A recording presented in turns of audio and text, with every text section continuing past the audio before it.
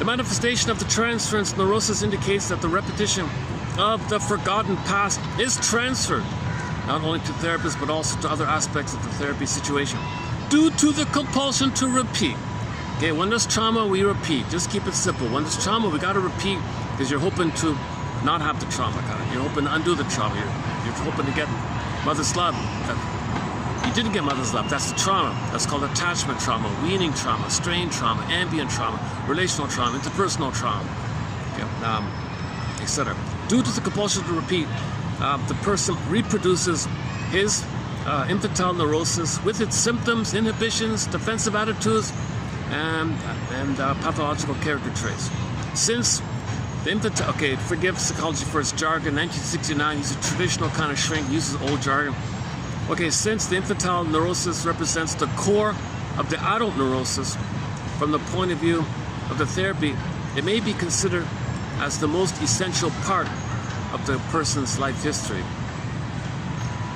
Okay, so when you're triggered, this is the most important thing. You were traumatized and you want to heal from the trauma. All right.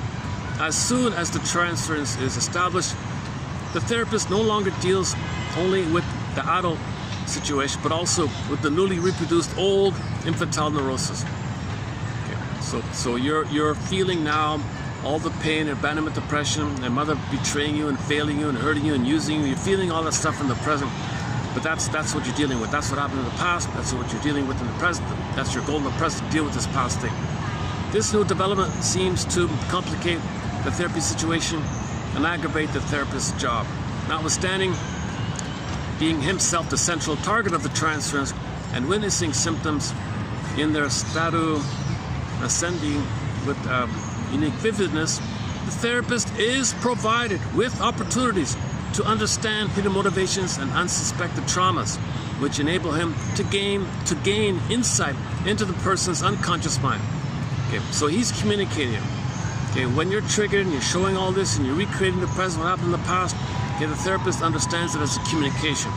The therapist thinks to himself, he's trying to communicate what happened in the past. He's recreating it here as a communication. He wants me to help put words to it.